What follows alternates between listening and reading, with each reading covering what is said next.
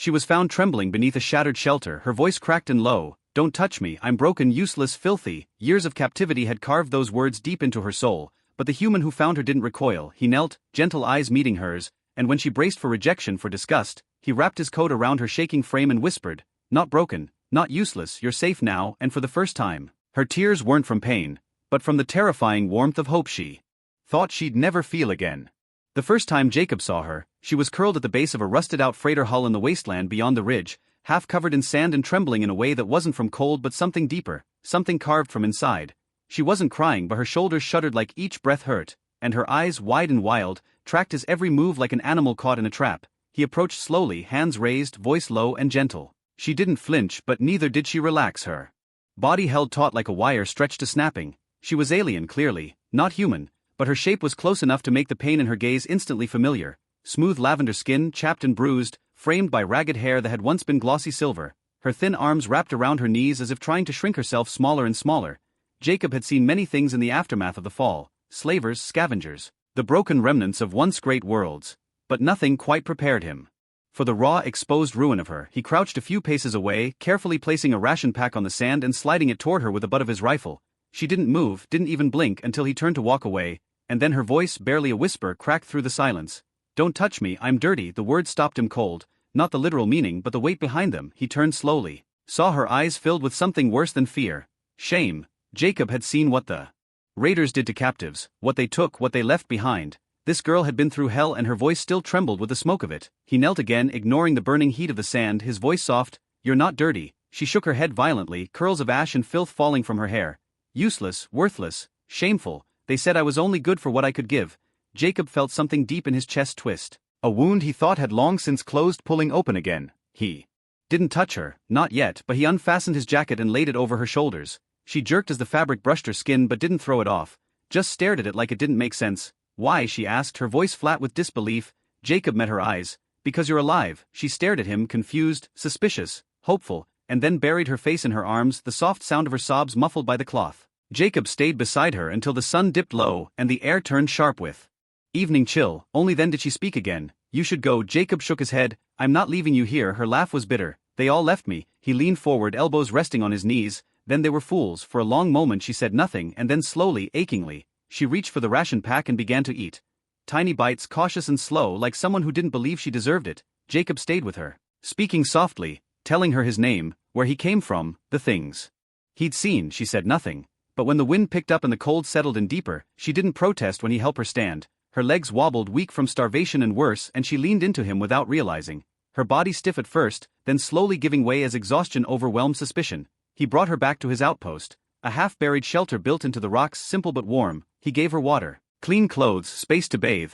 He turned his back the whole time, listening to the sound of her moving in the washroom, wondering if she would bolt. When she emerged, wrapped in a blanket too large for her thin frame, she looked like a ghost trying to learn how to be real again. He set a bowl of soup in front of her and stepped back, letting her eat in peace. After a long time she spoke. "My name is Raya." He smiled softly. "Hello, Raya." She didn't smile back, but she didn't look away either. Days passed, slow, careful, delicate.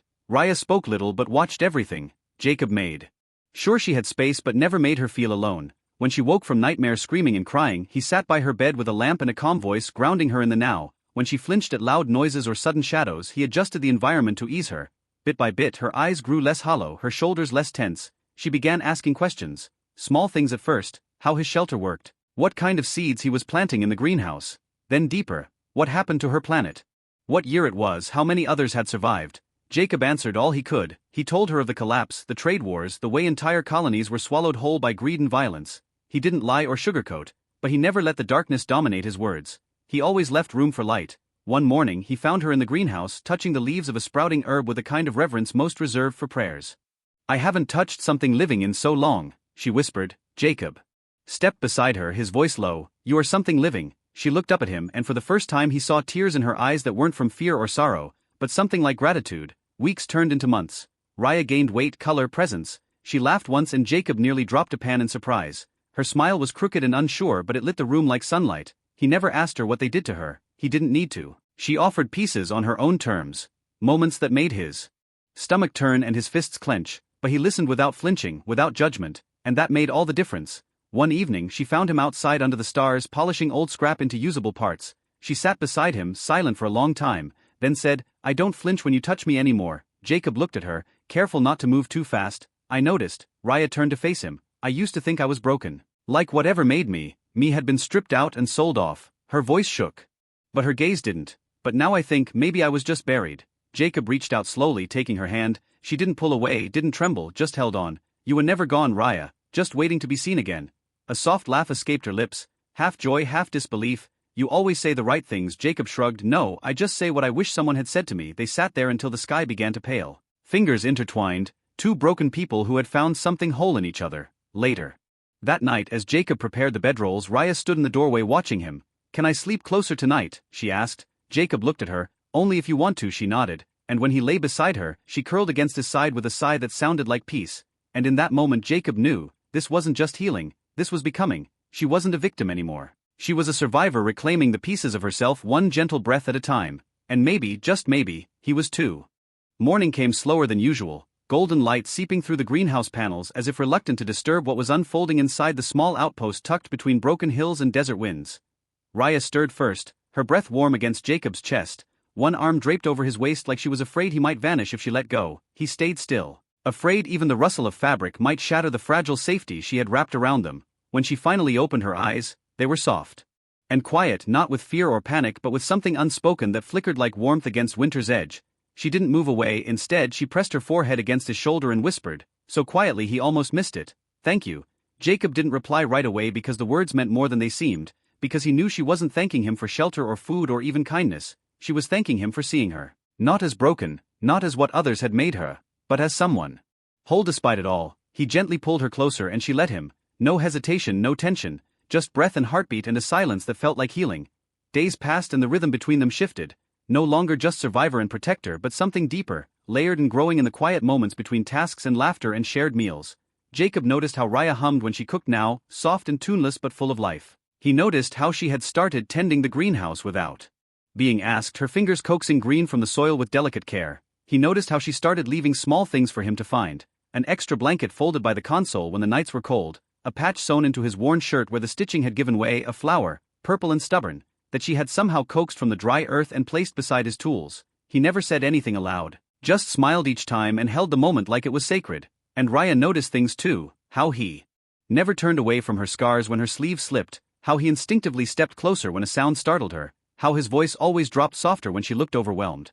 He never asked for more than she gave, never reached beyond what she offered, and because of that she began to give more.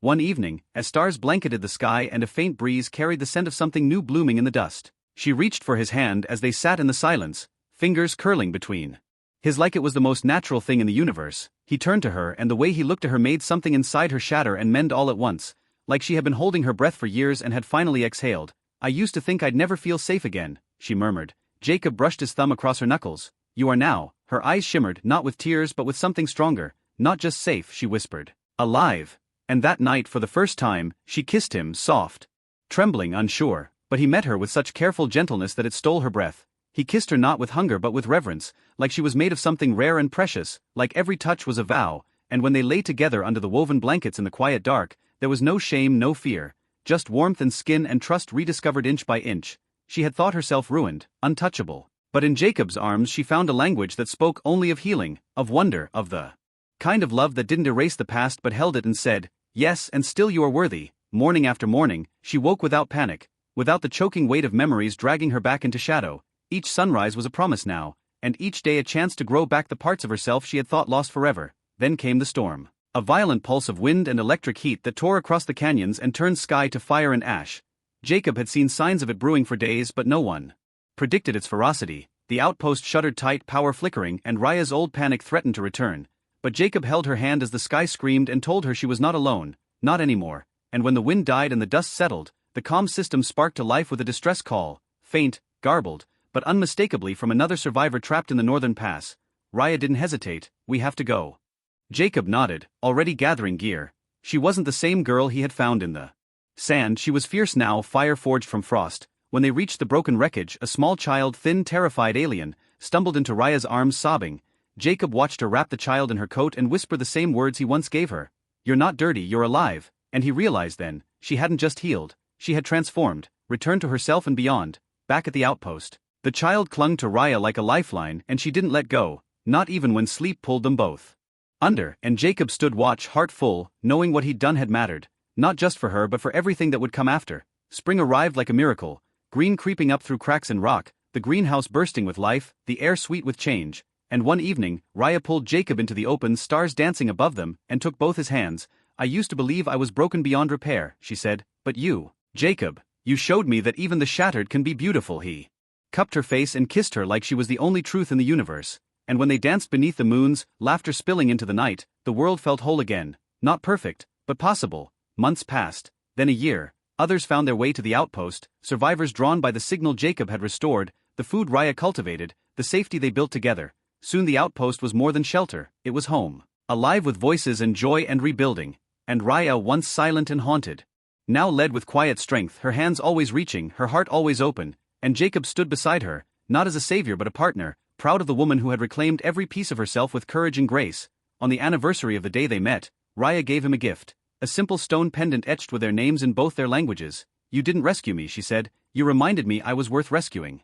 He smiled, tears in his eyes, and whispered, you saved me too. And when they stood together watching the sunrise from the ridge, arms wrapped around each other, the desert stretching endless and golden before them, they knew they had created something rare, not just survival, not just love, but a future, built from pain and healing, from scars and softness, from the quiet miracle of two souls brave enough to believe they could be whole again.